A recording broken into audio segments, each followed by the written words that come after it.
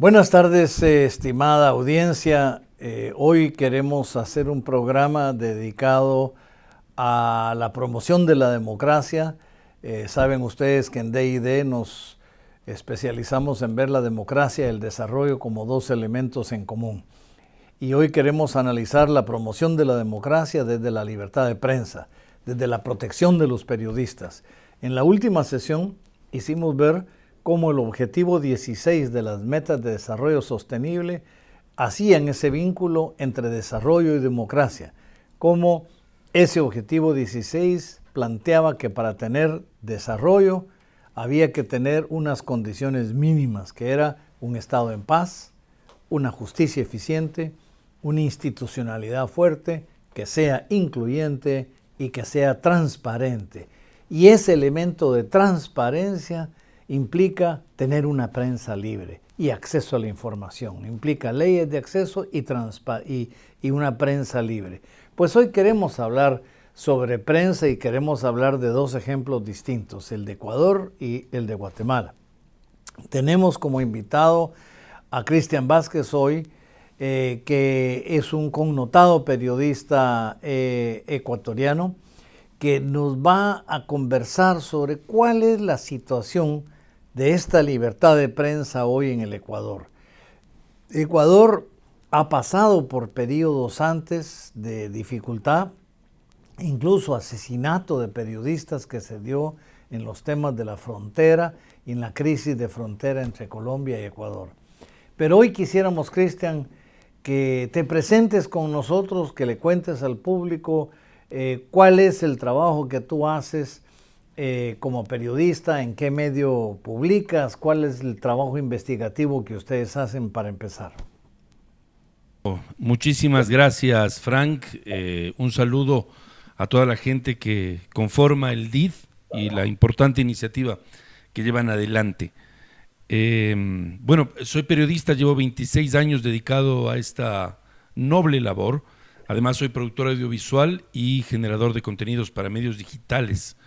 La fuerza de las circunstancias han hecho que demos el salto y nos preparemos en esto que se convierte en una alternativa más que válida, que es la difusión y la democratización de los contenidos a partir de las plataformas digitales. Lo está haciendo el DID con esta experiencia y lo hacemos nosotros en Bordex Media, un medio digital que ya lleva 6 años al aire y que además tiene y cuenta con una audiencia bastante extensa y que nos acompaña y nos permite seguir desarrollando nuestra actividad.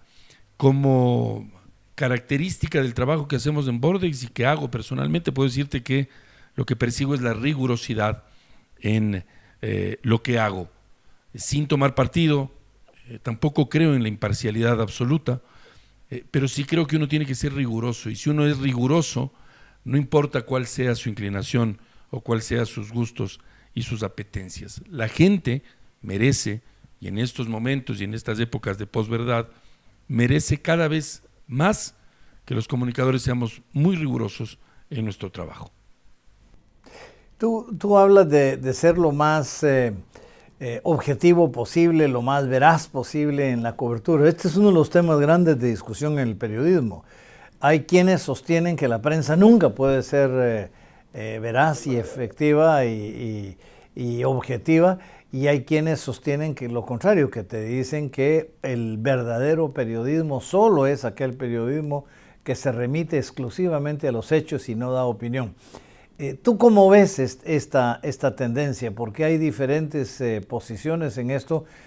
Yo personalmente pienso que la verdad es un proceso que se va construyendo y que hay una intención de veracidad.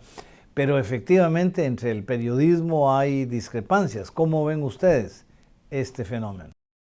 Creo que es un signo de la época. Creo que la polarización, más allá de que en los 90 nos dijeran que el fin de los relatos había llegado, que la historia había llegado a su culminación y todo lo demás, creo que lejos estamos, y creo que el 2001, con el atentado a las Torres Gemelas, lo que hizo fue polarizar nuevamente al planeta, y que la globalización tecnológica ha polarizado las opiniones.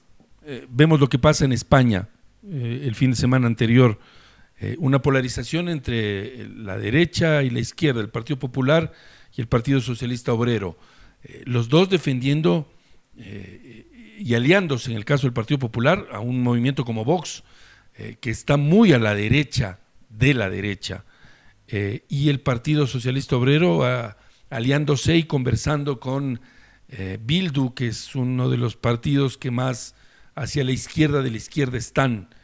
Y esta polarización, esta necesidad de tomar partido, creo que ha hecho que muchos periodistas tomen también un bando en cuanto a la información. Creo que la objetividad como tal es imposible. Somos seres subjetivos, respondemos a apetencias, a gustos. Creo que lo que uno debe perseguir es la rigurosidad, ser riguroso, procurar que mis apetencias y mis gustos no afecten en mi juicio. Yo recientemente hablando con un pariente mío le decía, es que hay que ser científico sobre el tema, ¿no? Y la ciencia implica que hay que ser lo más objetivo posible y esto implica, por un lado, la validación de la información, hay que tratar de tener elementos de juicio que verifique la información, pero lo segundo es que hay que tener método, un método aceptable. Yo creo que esto es válido para la prensa también, no solo para la ciencia. O sea, hay que tener un acercamiento lo más objetivo a los hechos verificables y comprobables, pero al mismo tiempo hay que tener un método de interpretación, porque la prensa siempre interpreta los hechos, no simplemente los narra. Me parece a mí que en este momento lo que tú decías, Cristian, es importante porque América Latina, igual que el mundo entero, está viviendo procesos de polarización excesivo y sí coincido que la gran tecnología nueva, las redes sociales que nos trajeron tanta información, las que por un lado facilitaron el acceso a la información, pero por otro lado agravaron el debate, porque hoy cualquiera puede comentar cualquier cosa, lo cual no necesariamente es periodismo. Dicho sea de paso, yo fui relator de libertad de expresión en Naciones Unidas y siempre dije que el periodismo es la profesión más libre. Eso sí, no necesita de título, ni de colegiación profesional, ni de reconocimiento oficial, pero sí necesita de profesionalización personal, o sea, de ir perfeccionando un método, una disciplina periodística. No es lo mismo decir que se hace periodismo profesional que cualquiera que quiera hacer un TikTok o un video, un blog o publicar cualquier cosa. Y me parece a mí que es ahí donde fuimos entrando en la publicación de visiones fanáticas o en lo político, en lo social, en lo religioso y de todo tipo, y vemos cómo regímenes nuestros autoritarios, como el de Yamatei en Guatemala o el de Bolsonaro en Brasil, fueron utilizando, o el de Trump en Estados Unidos, digamos, fueron utilizando un sistema de desinformación intencionalmente para consolidar su poder. Cuéntanos cómo está la situación en Ecuador hoy con el tema de la prensa. Bueno, la prensa ecuatoriana también ha tomado partido en muchos de los casos y pareciera que es el juego que más fácil le permite jugar a cierta prensa y es ubicarme en el pro de algo y en contra de lo otro y por el contrario, a la siguiente o al frente de la vereda, lo propio, ¿no? A favor de lo que están en contra y en contra de los que están a favor, más o menos bromeando con el tema. Pero más allá de eso, un hecho particular en esta semana ha generado mucha polémica y preocupación en las esferas periodísticas y es que un reconocido periodista, Anderson Boscan, y la periodista Mónica Velázquez, que primero es periodista antes que la esposa del periodista Boscan, y digo esto por el tema de lo que algunos titulares de prensa señalaban y decían, Anderson Boscan y su esposa abandonan el país. No, la señora Mónica Velázquez tiene entidad y es periodista también, es colega, y es Anderson Boscan y Mónica Velázquez. Luego la relación sentimental de ellos es un tema que poco o nada tiene que interesarle a la prensa.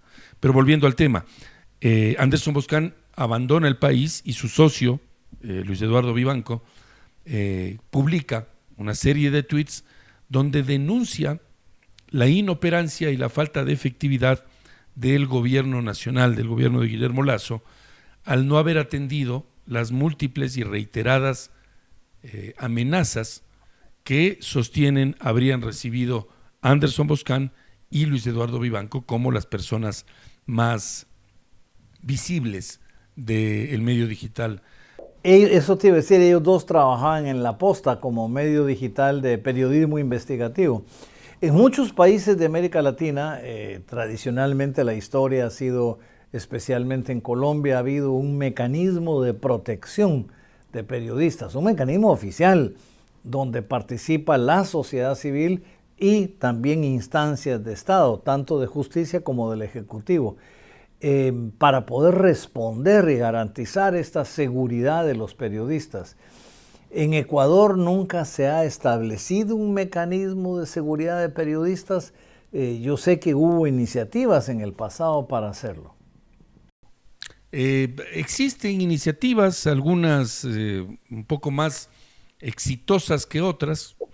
Una o la más conocida, Fundamedios, fundada en su momento por César Ricaurte y algunos otros periodistas, ha intentado cumplir con esa función, pero pareciera que la situación del país, porque hay que evocar y retroceder en el tiempo a la situación de los periodistas Boscan, sobre todo Boscan, más que Vivanco, respecto de la denuncia de lo que se conoció en este país, en Ecuador, como Gran Padrino, que fue la denuncia de un entramado de corrupción que involucraba al cuñado del actual presidente Guillermo Lasso, y señalaba vínculos con la mafia albanesa.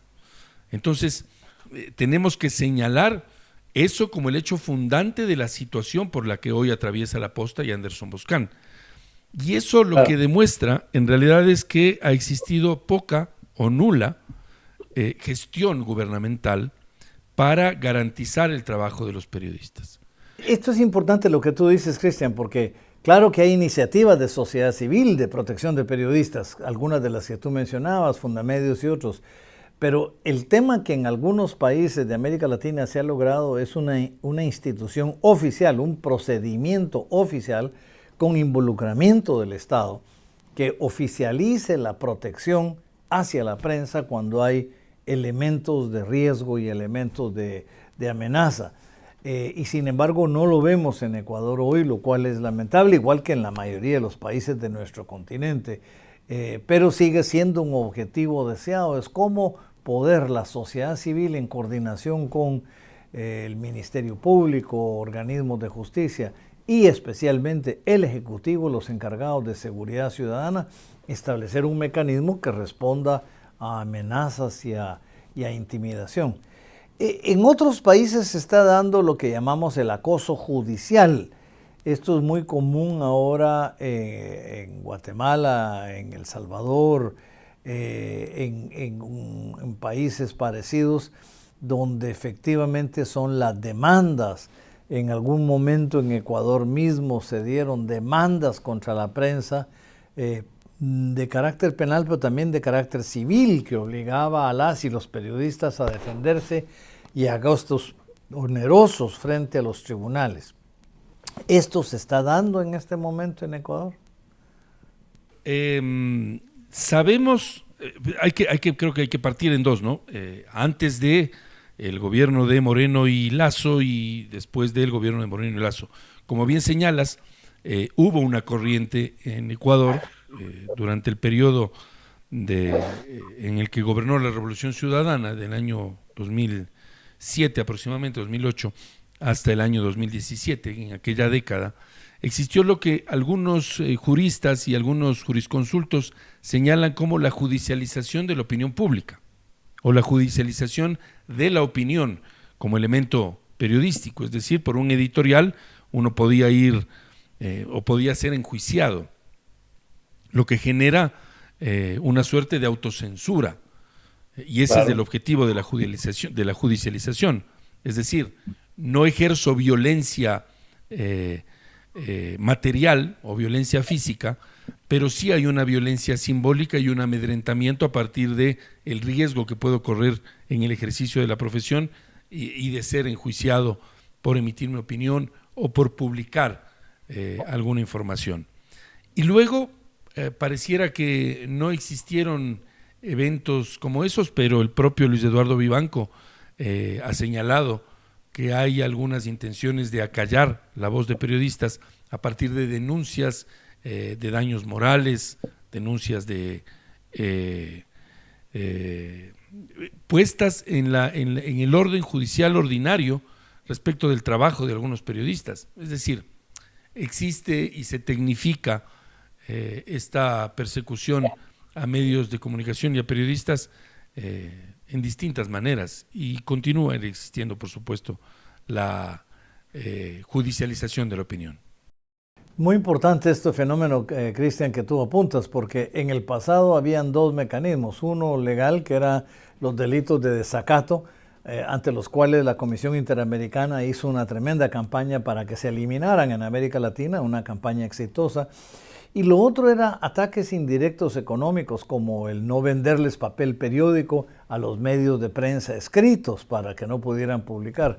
Hoy, cómo se ha sofisticado el sistema, porque hoy ya no es eso, sino hoy son demandas de otro tipo. Son demandas legales, algunas sí por difamación, injuria, calumnia, pero incluso en algunos países se está utilizando temas como el de Guatemala de obstaculización de la justicia, en otros países el de dañar la reputación de funcionarios públicos o la de hacer un atentado a la seguridad nacional. Le quieren dar una connotación otra vez política, penal a estas demandas, pero especialmente se está usando también la de difamación con elementos económicos, que aunque no lleve una amenaza de cárcel o de castigo físico, sí lleva una amenaza pecuniaria que podría llevar a la quiebra. Yo me acuerdo que en México había un periódico pequeño que se llama Entre Línea, que había hecho periodismo investigativo sobre la minería, sobre el petróleo, sobre Pemex, y tenían como 10 demandas en su contra. Y me decían, ninguna de estas demandas va a ganar, pero a nosotros el costo de defendernos nos está llevando a la quiebra. O sea, era una amenaza económica indirecta, y este es el nuevo orden de cosas en el mundo. Cristian, yo creo que es importante salir en defensa de estos periodistas que tuvieron que salir del Ecuador. Lo lamentamos mucho, porque esto no había sucedido en Ecuador en mucho tiempo, que es el momento de hacer reflexionar al gobierno del presidente Lasso, de que es el momento de frenar esto y de establecer un mecanismo de protección de periodistas y de seguridad a la prensa. Agradecemos mucho tu tiempo y te preguntamos si quisieras hacer algún comentario final al público que te escucha. Bueno, decirle a la gente que en estos momentos, como bien señalaba Frank al inicio, en el que tenemos tanto acceso a la información, lo importante ya no es como cuando nos formamos en el periodismo nosotros, o como cuando teníamos que descubrir la información. Hoy la información la tenemos, y tenemos al parecer exceso de información. Pensar mucho en el desarrollo del pensamiento crítico, desarrollar el pensamiento crítico. A propósito también de la emergencia y del surgimiento de las inteligencias artificiales. Creo que estamos ante un nuevo cambio de época, que ante un nuevo paradigma en las comunicaciones y en la manera de comunicar. Y creo que es cada vez más importante que fomentemos el pensamiento crítico, que hayan espacios como este del DID, que en el afán de fortalecer la democracia se discuta también sobre temas como los que tienen que ver con el periodismo y la democracia. La democracia sin un periodismo riguroso y objetivo sería muy difícil que se desarrolle, porque la propaganda es herramienta de los regímenes totalitarios, sobre todo. Entonces, pensemos en promover una formación de comunicadores con pensamiento crítico y procuremos tener rigurosidad en cada uno de los actos, y esto lo digo a los periodistas. procuremos no ubicarnos en la polarización, que es mucho más funcional e incluso genera más réditos, y procuremos darles un abanico más amplio a nuestras audiencias. Eso, mi querido Frank.